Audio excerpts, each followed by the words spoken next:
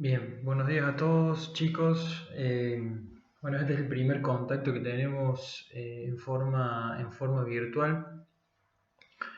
Eh, bueno, les comento que mi nombre es César Taberno, yo voy a ser el profe de ustedes en la materia bioestadística. Con algunos de ustedes ya estuvimos conversando en el cursillo de ingreso.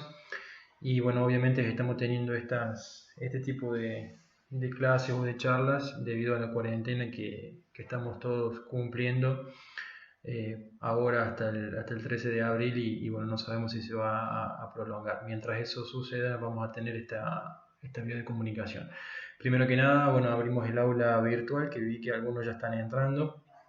Hasta el momento habíamos dado noticias e información de clases alusivas, como fueron el Día de la Memoria, el Día de Malvinas, pero bueno, ahora ya nos vamos a meter un poco en la temática de la materia en sí. Eh, en las otras materias que yo doy en el colegio, lo primero que hice fue subir el programa de la materia y explicarles un poquito de qué se iba a tratar. En esta oportunidad con ustedes, como una carrera nueva, las materias de primer año todavía los programas, si bien ya lo tengo elaborado, está sujeto a aprobación, por eso todavía no se los puedo subir. De cualquier forma, los temas a los cuales tengo que abordar en la materia no van a cambiar mucho porque el espacio curricular ya está definido a través del Ministerio de la Provincia. Entonces, bueno, he decidido arrancar con la unidad que yo considero que es la unidad número uno. No creo que pase, pero después si hay alguna corrección en el programa, bueno, se las diré y agregaremos o quitaremos temas, pero no creo que suceda, y menos con la unidad uno que es como para arrancar con la materia. Eh, por el momento vamos a charlar sobre la introducción a la bioestadística. Hoy les voy a comentar los temas a medida que vayan pasando las filminas. Voy a esperar respuestas de ustedes a través de la mensajería interna del aula para que me comenten qué les pareció, si hubo un entendimiento de la materia, y en función de eso vamos a ver si hacemos algunas actividades prácticas.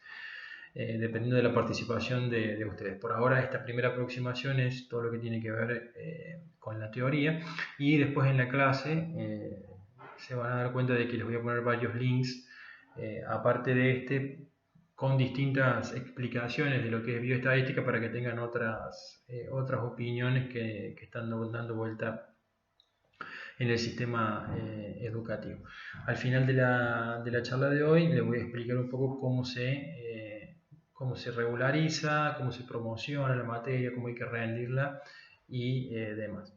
Bien, nos ubicamos un poco en tiempo y espacio. Nosotros estamos trabajando en la Tecnicatura Superior en Agrobioeconomía, que es la carrera que ustedes eligieron. Esta es la materia de primer año que se llama bioestadística. Bioestadística van a tener 3 horas cátedra semanales. Cada hora cátedra tiene 40 minutos y se va a estar dictando, si no cambia el programa, porque esto estaba estipulado cuando íbamos a arrancar. Ahora bueno, hubo todo lo que pasó con el tema de la cuarentena. Los lunes aproximadamente a las 9 de la noche hasta 11 más o menos, dependiendo de cuánta gente tengamos de afuera, colectivos que se nos vayan, bueno, ese tipo de situaciones. Esa es un poquito la idea de trabajo. Bien, ¿qué temas vamos a ver en esta unidad número 1? Tanto el significado de estadística en sí, que es la rama base de esto, como de bioestadística. Vamos a trabajar con datos estadísticos. Vamos a ver las distintas etapas de la investigación científica, cómo se formula el problema, cómo se hace un experimento, cómo se recopilan los datos, a qué llamamos relevamiento estadístico, qué llamamos población y muestra, la diferencia entre unidad estadística y unidad de relevamiento, y lo que es el relevamiento ya sí estático y dinámico.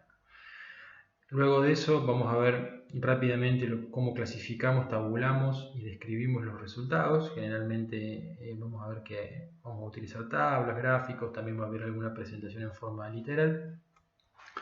Y sí, por último vamos a trabajar con lo que tiene que ver con la generalización, o lo que se denomina inferencia estadística, ¿sí? Que nos sirve para proyectar algún resultado sobre una población.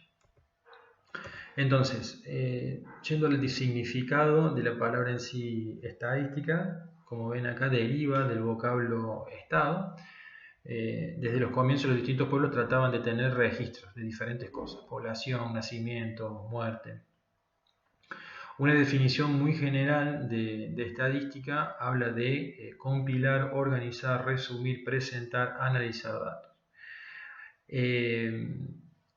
Básicamente es el conjunto de esas actividades, pero para un objetivo en común, ¿sí? Esos principios, esos métodos que se vayan elaborando nos van a ayudar a tomar una decisión frente a algo que desconocemos o a la incertidumbre. Entonces, para resumir, podemos decir que la estadística es un método para tomar diferentes decisiones frente a algo desconocido o frente a la incertidumbre. ¿Qué pasa con la bioestadística? Bueno, como dijimos anteriormente, la bioestadística sale de la estadística y, aparte de esa definición de estadística, le vamos a agregar que nos enseña y ayuda a investigar en todas las áreas de las ciencias de la vida, por eso tenemos el bio adelante, donde la variabilidad no es la excepción sino la regla. O sea, que las variables o lo que va a variar no es algo excepcional, sino que es algo que se va a dar mucho en distintas situaciones. Esta definición viene de un autor que es Carrasco de la Peña, de 1982, y que me pareció la más aplicable y la más útil para lo que va a ser el desarrollo de su carrera. Bien,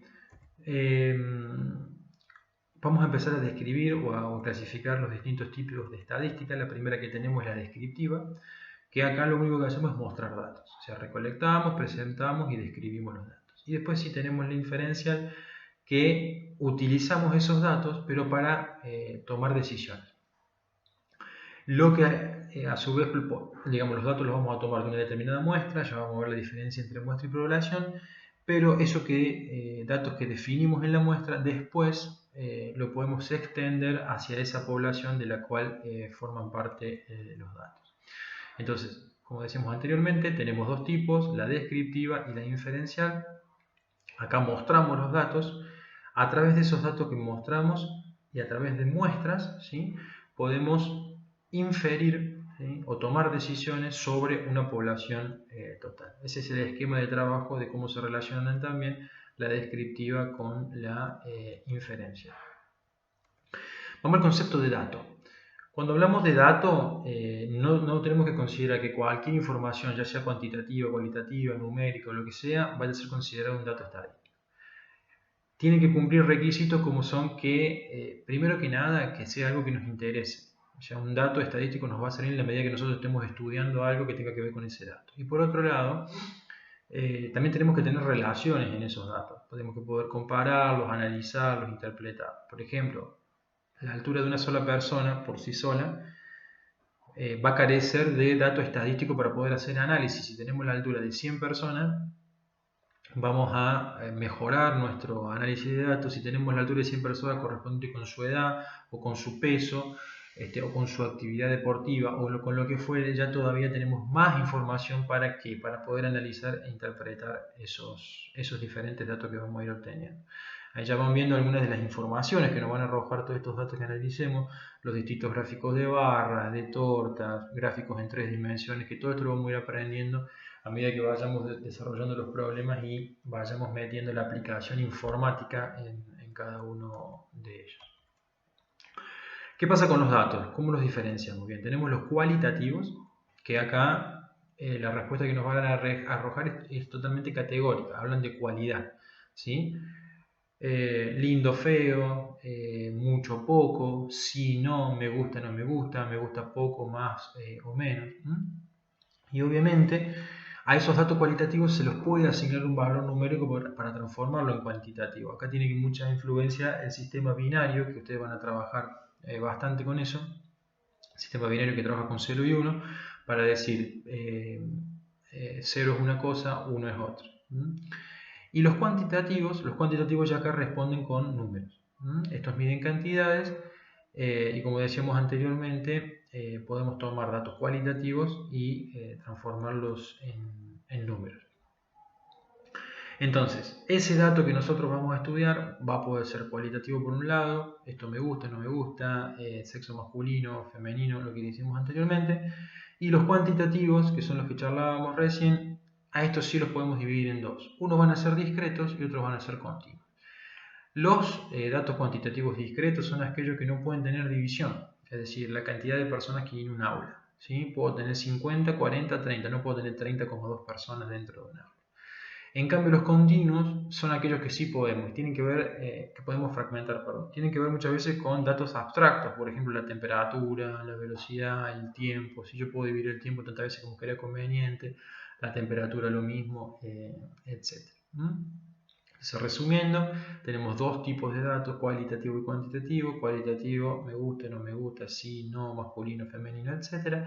Los cuantitativos los podemos dividir en los discretos, no se pueden dividir, ejemplo, cantidad de sillas, y los continuos, aquellos que sí se pueden dividir. Obviamente que los promedios son todos datos continuos, por más que estemos trabajando con gente, promedio de gente o promedio de cantidad de gente en el colegio, ¿sí? Ahí sí puedo llegar a tener un dato cuantitativo continuo, porque un promedio sí me puede dar algún número con coma, más allá de que estemos hablando de personas. Bien, ¿qué pasa cuando recopilamos los datos? ¿A qué nos referimos con esto? Son distintos métodos para obtener la información. Cuando hablamos de censo, estamos hablando del total de la población.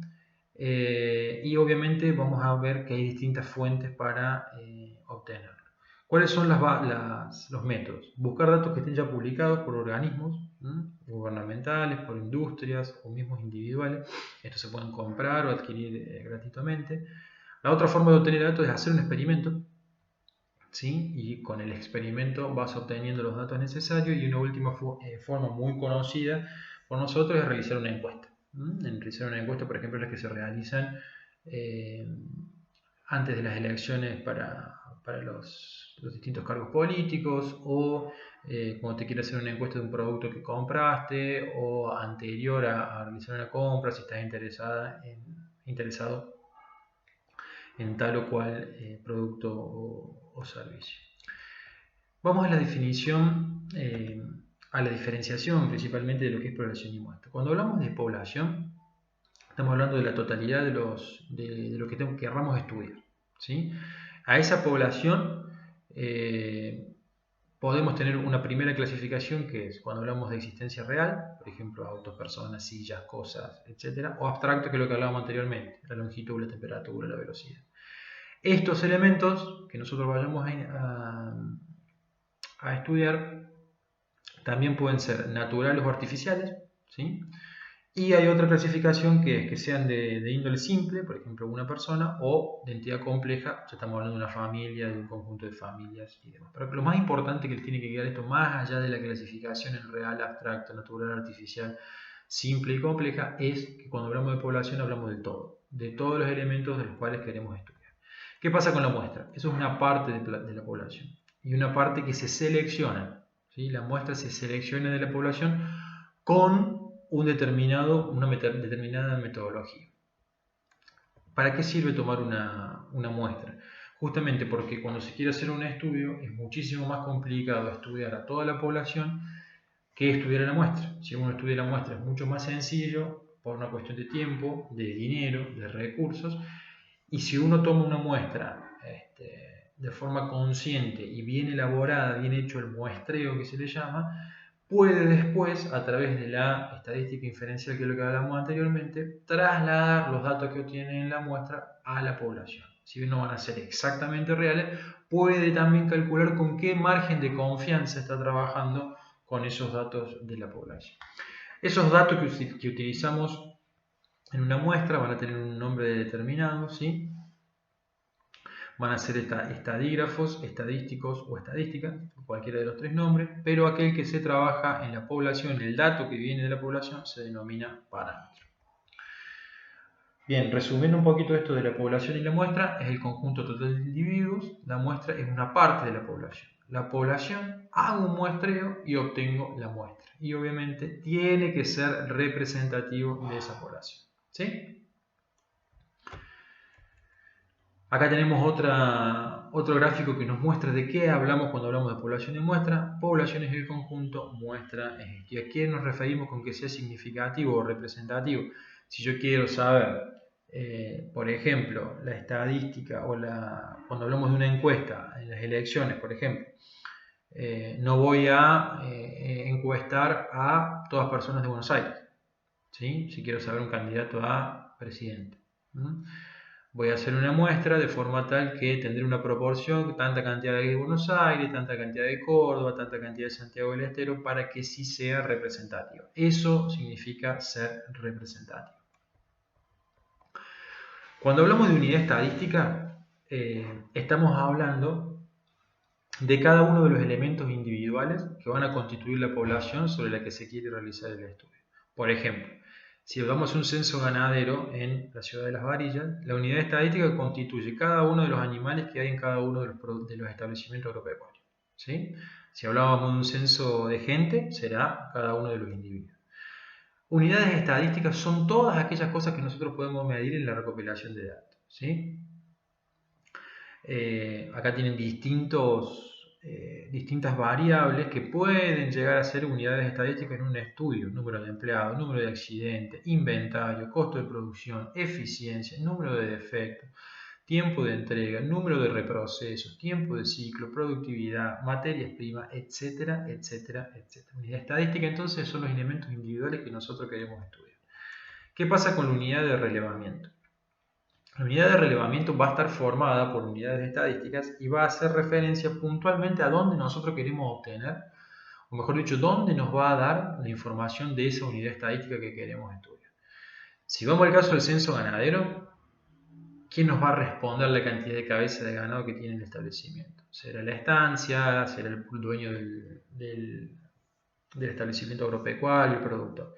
Si vamos al censo poblacional, va a ser la misma persona la cual estamos entrevistando. Entonces, ¿qué quiero decir con esto? Que a veces la unidad estadística puede coincidir con la unidad de relevamiento y a veces no. A veces pueden ser diferentes. Por ejemplo, acá tenemos datos en los cuales yo tengo variaciones de producción, ¿sí? Volúmenes de producción, en el cual el dato, la unidad de relevamiento que yo estoy buscando es un informe que hace la revista CREA, ¿sí? Entonces, la unidad de relevamiento, yo estoy estudiando una cosa que es todo volumen de producción, esa es la unidad estadística. La unidad de relevamiento es donde yo tomo la información, que es la revista CREA.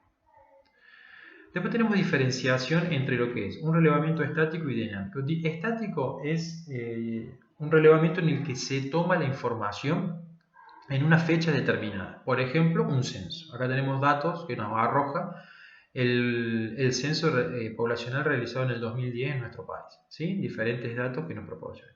En cambio, uno dinámico es aquel en el cual necesitas un periodo de tiempo para ir relevando los datos. Si vos querés saber la inversión anual, que como está en el gráfico que muestro ahí, las ventas, la rentabilidad de distintas pymes en un año determinado, lo que tenés que ir haciendo es registrando mes a mes, día a día, trimestre a trimestre, semestre a semestre si se quiere, todos los datos de cada una de esas empresas para luego armar el gráfico. ¿Se entiende la diferencia? Uno, el estático, se toma una fecha determinada tal día y se arma el informe. El otro, para poder armar el informe, tenés que ir haciendo un relevamiento en forma progresiva durante el tiempo, por eso se lo llama dinámico.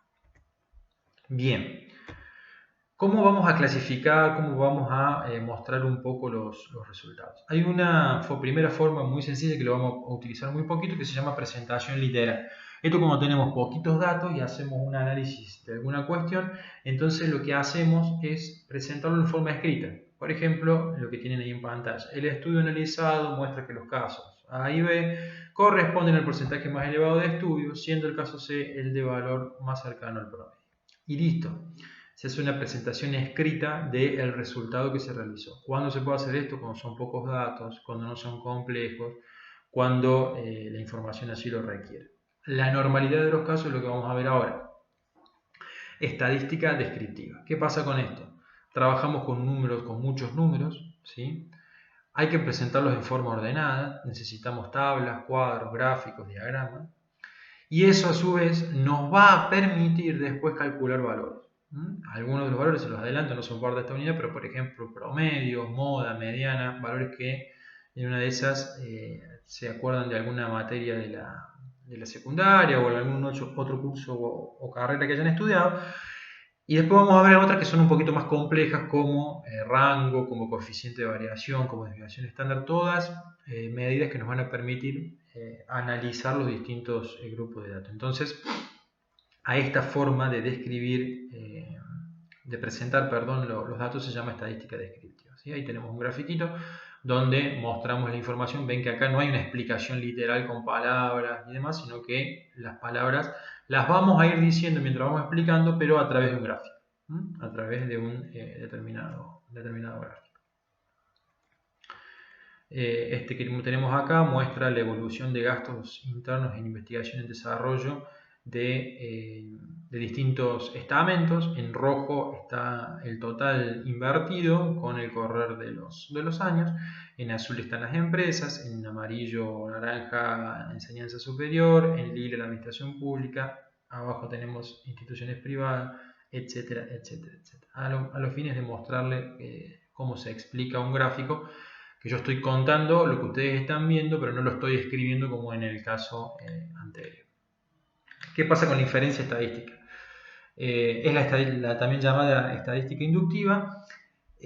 Utilizamos esos datos, pero para tomar decisiones sobre una población. Es decir, tomamos la población, sacamos la muestra, estudiamos la muestra, obtenemos datos y esos datos los trasladamos a la población. Acá tenemos un esquema donde tenemos en la población algunas variables de interés, seleccionamos la muestra, obtenemos la muestra, realizamos el estudio, obtenemos datos sobre esa muestra y a través de la inferencia estadística proyectamos que eso está pasando en la población. Obviamente, para poder hacer esto, esta muestra tiene que ser sumamente representativa, como vimos anteriormente. Bien. Bueno, como estas presentaciones están preparadas para darlas en aulas presenciales, yo siempre dejo un espacio para preguntas, para debate. En este caso no está la posibilidad acá, pero sí está a través de la mensajería interna, entonces ustedes me pueden preguntar sobre la misma. Y también voy a subir en la parte de archivos de la unidad número 1 la parte teórica de esta unidad que hemos dictado. Para cerrar la clase, comentarles un poco cómo se aprueba esta materia. Esto lo hago normalmente en la presentación del programa, pero bueno, en esta oportunidad con ustedes, como no les subí el programa, lo hago acá. Nosotros vamos a tener mínimamente 4 instancias evaluativas durante el año. Esas instancias evaluativas pueden ser trabajos prácticos, exámenes, lecciones orales, distintos métodos. Para poder regularizar tienen que tener notas que vayan entre 4 a 10. En 4 representa el 60% bien del trabajo realizado. De esas mínimas 4 que realicemos se pueden recuperar 2. O sea, si ustedes tienen menos de 4 en alguna, la pueden volver a hacer a recuperar con un máximo de 2 y obviamente la tienen que aprobar. Ahí regularizan la materia. Regularizar significa que a final de año van a hacer primero un IEFI, que es un examen integrador, prácticamente de toda la materia, y luego van a una mesa de examen final donde van a rendir práctico primero y teórico después. Hay una posibilidad de promoción. ¿Esto qué significa? Van a hacer el IF final de año lo mismo, pero la promoción implica una parte teórica nomás en esa mesa de examen final. ¿Qué se tiene que lograr para promocionar? Tener todas las instancias evaluativas que tomemos con notas superiores a 7. 7 o más. Y bueno, la otra posibilidad es que queden libres, ya sea por asistencia o por no aprobar las partes, que bueno, pueden rendir la materia libre también, pero acá hay una complicación mayor para el alumno, obviamente porque si no estaríamos siendo injustos con aquellos que regularizan y promocionan. Cuando les pase el programa van a tener bibliografía, de cualquier forma yo les voy a ir dando el material, ya sea por este medio o cuando nos veamos en forma presencial ya vemos cuál es el más adecuado. Como es una materia que mezcla, no hay un libro único de cabecera, pero sí vamos a ir viendo distintos puntos que les van a ir sirviendo a ustedes para el desarrollo de la misma. Bien, agradecerles por la atención, espero que se haya entendido. Lo que no se haya entendido, les pido por favor que a través de la mensajería interna del aula me consulten, me pregunten y vamos tratando de evacuar las dudas. Les mando un saludo a todos y bueno, a la brevedad les voy a estar subiendo más clases. Que tengan un buen día.